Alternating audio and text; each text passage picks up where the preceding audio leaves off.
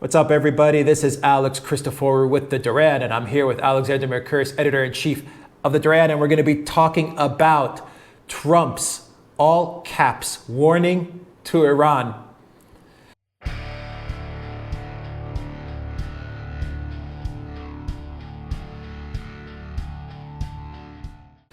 So, Alexander, we start the week off with an all-cap tweet from Trump. And I'm going to read that tweet. And when I read that tweet, you can comment on it. It was a tweet towards Iran and towards Rouhani. And here is what Trump said, and it is in all caps. Never, ever threaten the United States again, or you will suffer consequences, the like of which few throughout history have ever suffered before. Alexander, what do you make of this tweet? Is this kind of the little rocket man fire and fury posturing, or is this the real deal? Are we possibly looking at a military scuffle, intervention, war with Iran? Right, well, I think it is different from Little Rocket Man and all that with North Korea. I mean, people were frightened about that, but if there's things like Little Rocket Man, whatever one thinks about them, however wise or unwise one thought them, they always had a sort of, shall we say, a preposterous quality, which I think was intentional. Trump was goading Kim and playing with him in a way. My impression of this tweet is that there's real anger there. I mean, that seems to me a very, very angry response to a speech by Rouhani, the president of Iran, which Donald Trump thought was generally threatening and which made him extremely angry. And I think that one should not underestimate Donald Trump's feelings about Iran. I think Donald Trump sees Iran in a completely different way to the way he sees other U.S. adversaries. I think, as we've seen, he wants good relations with Russia. He's prepared to talk to the North Koreans. He has conflicts with the Chinese, but he's prepared to talk with them. I get the impression he really hates Iran. He may be wrong to hate Iran, or he may not be, but that is the fact. I think he really hates Iran. I think he is extremely angry by what he saw as this belligerent comment from Iran, and I think he is generally putting Iran on notice that if Iran does any of the things that Rouhani was basically talking about, which is closing the Gulf of Hormuz and closing down the oil transit from the Persian Gulf to the rest of the world, that there will be a very strong military reaction from the United States. What would that mean, a military action by the United States in regards to Iran? I mean, it's not going to be something like Iraq. Is it going to be regime change? Is it going to be something like Syria, where they launched 50, 100 missiles? What does that mean? It's very difficult to say. I think that Donald Trump understands very well that invading Iran and trying to conquer Iran and overthrow its government and trying to change the government there with American boots on the ground is simply not realistic. I mean, Iran is a huge country. I mean, it's about 80 million people, far bigger than Iraq was. It's a much more organized and sophisticated society than Iraq was. It's also very mountainous, which makes insurgency even more difficult to fight than it was in Iraq. So I just don't think that option is even being considered, frankly. I think Donald Trump is trying to strangle Iran economically, because I think he hopes that this will bring down the Iranian regime down. But I think what he's basically saying to the Iranians is, if you try and blockade the Gulf of Hormuz, we will unblock that by presumably occupying some of Iranian territory that threatens to blockade the Gulf. And I think he's also threatening very, very powerful military action. I mean, presumably bombing raids and missile attacks on Iranian facilities right across Iran, probably with the intention of weakening the Iranian military and weakening the Iranian government and setting in train events which I think he hopes will lead to a revolution there. I suspect that's what he's probably thinking about. What recourse would Iran have if the U.S. and Trump did move along those lines? I mean, obviously they can't strike the U.S. in any meaningful way.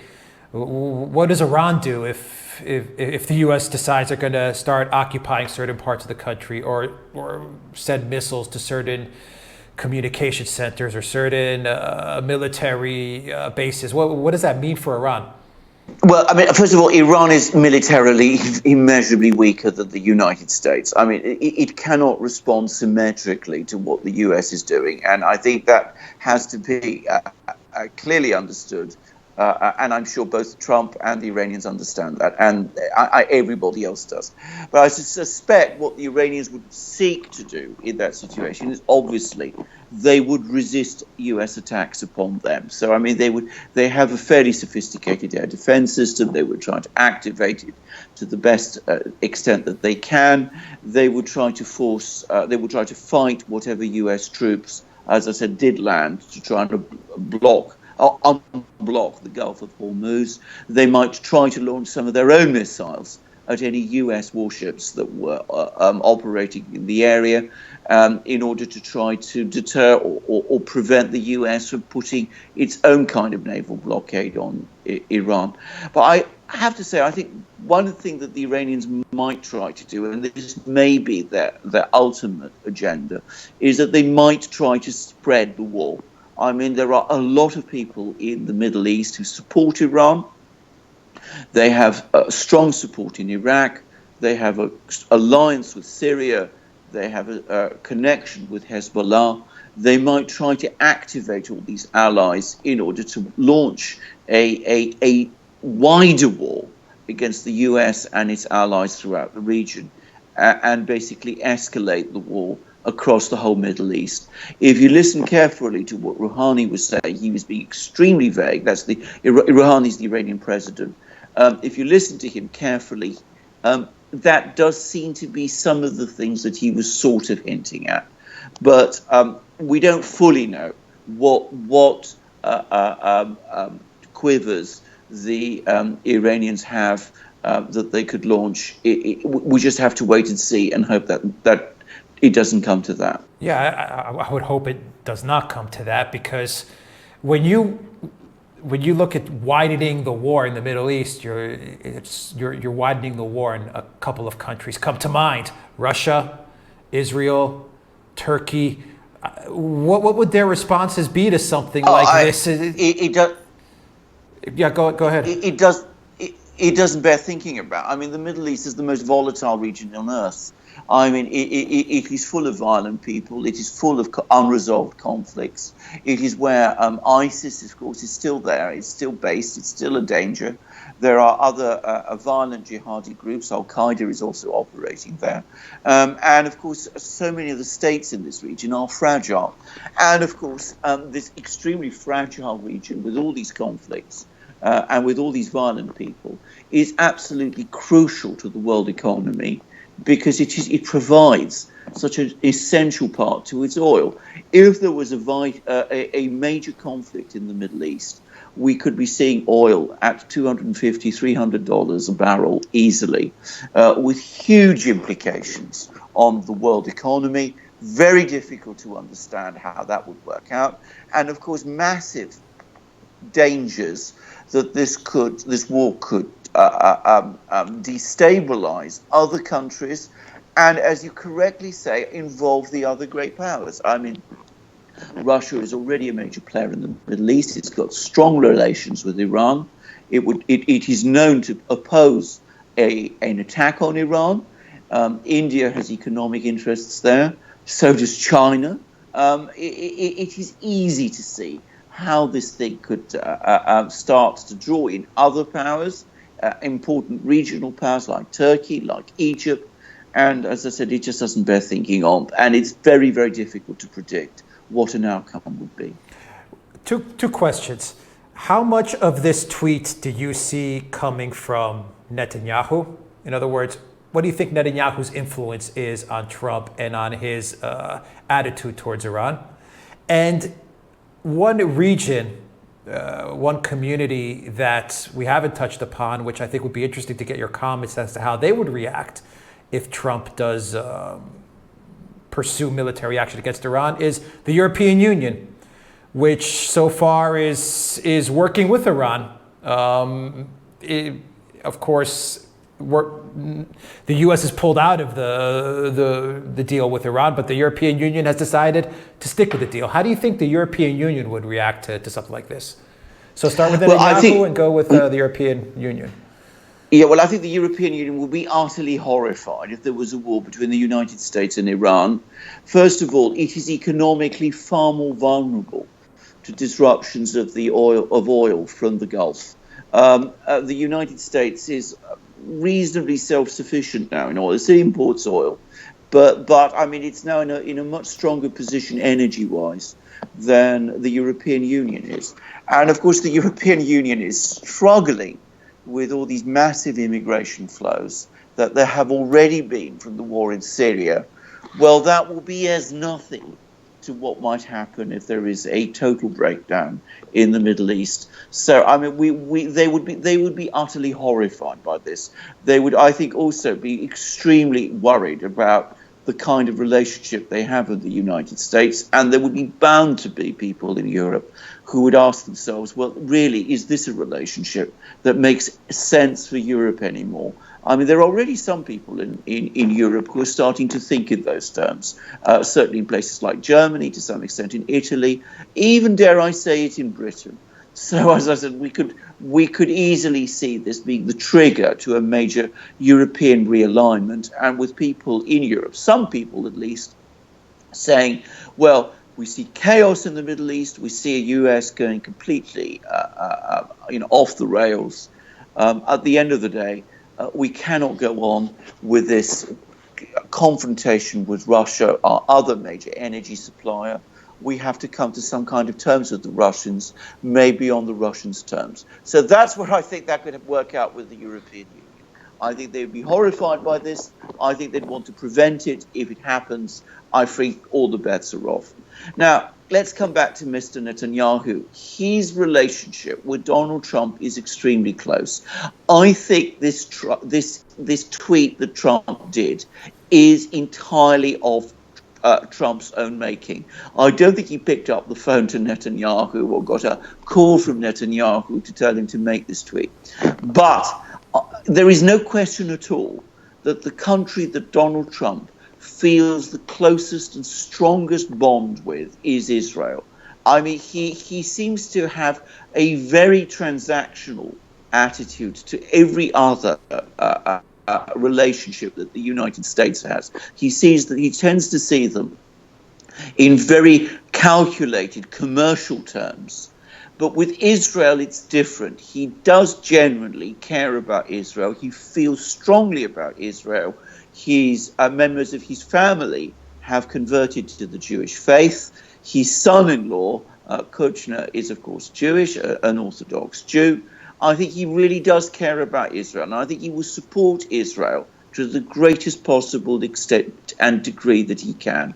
And I'm afraid, I think that has played in, I think, very badly into his entire understanding of Middle East policy. So he has been taking this extremely strong pro-Israeli position with the Palestinians, with the transfer of the US embassy to Jerusalem, and of course in the conflict with Iran, which the Israelis have come to see as this great enemy and adversary and threat in the Middle East, which I don't think in any way that it is, but I think because the Israelis think that it is, Donald Trump thinks that it is. And I'm afraid it is playing a huge outsized role in his thinking.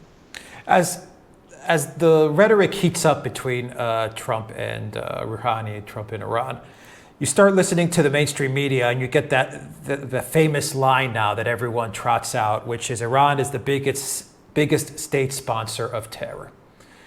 Alexander, can you comment on that statement? Is it fact? Is it fiction? Is there some truth to it? Is it completely made up? Comment on that statement and tell our viewers is there reality to it, or is it just more propaganda? Right. I'd say that it's nine parts propaganda, and 10 parts. And 1 part some truth. I mean, what the truth is that Iran does have a very strong relationship with Hezbollah. which is this movement in Lebanon, which is a Shiite movement, and which the United States calls a terrorist movement. It also has a historic connection to Hamas, which is one of these Palestinian groups, which is certainly engaged in acts of terrorism against the Israeli population. The relationship between Iran and Hamas has cooled down. But if you disregard Iran's connections with these two groups, and it's important to stress that neither Hezbollah nor Hamas are international terror groups. Neither operates outside its own territory. They are both basically confined, one to Palestine, the territory of Palestine and Israel, one to Lebanon and Syria, and to some extent Israel, but they do not operate outside those territories. If you're talking about the real terrorist groups, the ones that are the real danger to the world, Al-Qaeda, which is the organization responsible for 9/11, ISIS, which has been responsible for so many other activities around the world, all these other Sunni, jihadi, hardline terror groups that have done so much damage and have killed so many Americans and have done so much harm, Iran is the implacable enemy of them. It has consistently opposed them. It has fought them wherever it can. It has fought them in Syria. It has fought them in Iraq. It fights them in Afghanistan, and it fights them in Iran itself. So not only is Iran not a sponsor of terrorism in any general sense, it is the primary opponent of terrorism, certainly Sunni jihadi terrorism, which is the really dangerous terrorism in the Middle East and elsewhere. And it is astonishing that so many people in the United States don't seem to be able to see this. And in closing, and to close down this discussion in this segment, I was reading the other day that the United States is going to be launching, under the U.S. government's control, a TV channel and a social media channel, and a social media campaign to try and push Iran towards regime change. And they're going to use a lot of media soft power to try and get the public to rise up and to be rid of their government and to move towards a quote unquote more Western-friendly, democratic, government, and something that's going to play nice with Israel and with the United States. And the U.S. is going to invest heavily in this media channel, and they're going to use a lot of soft power.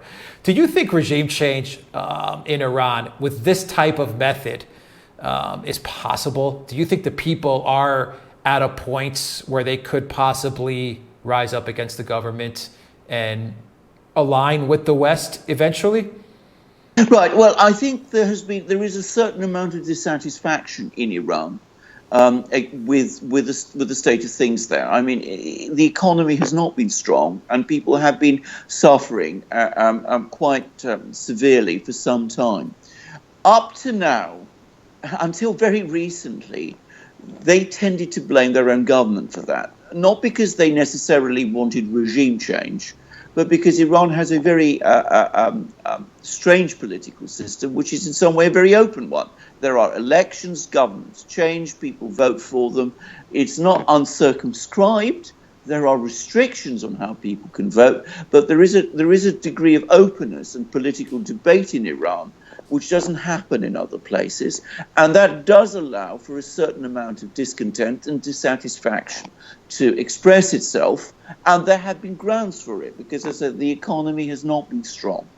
What I think is more likely to happen is all these pressures from the United States are going to solidify support in Iran behind the present authorities, who will be seen by many Iranian people as their government, their country, under attack by the United States. That is the general pattern with sanctions. Sanctions tend to harden support for a government, not weaken it. I don't personally see any obvious reason why Iran should be different. And I think all these steps about setting up TV channels and social media platforms and all of these things simply broadcast the fact in Iran that the United States is trying to do these things, and make it possible for the Iranian authorities to say that anybody who is opposing them in Iran is in fact an agent of the United States. So it's going to undercut opposition in Iran to the people who are running Iran, to the government of Iran, and it's going to strengthen opposition in Iran to the United States. So I think it's more likely than not to be counterproductive. At least that is my assessment of the situation. I mean, there are a lot of unknowns, but that is how it looks like it's going to play out to me. That's how it's played out in other places, and I think that's how it's going to play out in Iran. The other thing this is, of course, doing is that, of course, it's making the Iranians themselves very angry and very nervous. Right. And if we go back to Donald Trump's tweet, what provoked that was a speech by President Rouhani of Iran that made all sorts of threats against the United States because of the United States' open seeking of regime change in Iran. And in fact, Rouhani specifically said at the start of his speech that the United States should not think that it is going to be able to play Iranian people against the Iranian state, because that would mean Iranian people acting against their own interests and against their own security. So we are already seeing how these steps are not just solidifying support within Iran behind the government and giving the Iranian government an anti-American position, to room to develop even further its anti-American position, but it is making the Iranian government nervous, and it is making it make threats like the threat Rouhani made to block the movement of oil through the Persian Gulf and through the Gulf of Hormuz, which is simply creating international tension. So I think this is an unwise policy that the US is pursuing. And I think it's one that could end very badly. That's my assessment. Yeah, I think Trump's tweet made everyone nervous. That's for sure. But I agree with you. I think a tweet like that only hardens Iran and the people's support for their government. It just makes it just hardens their stance when the United States and when Donald Trump tweets something like that out. Regardless of what he's responding to, I think there was a better diplomatic answer that Trump could have given to Iran. I have to say this about Donald Trump. In many ways, he's actually, and I've said this many times, and I've come in, people sometimes question this, but in many ways, Donald Trump has a much better instinctive understanding of diplomacy than the professionals in Washington do. He understands the need to talk to people. Iran is his blind spot. Right. He doesn't seem to understand Iran. And I think that he is drifting into a bad situation in Iran, which is so unlike the way the skill, actually, with which he is running so many other things.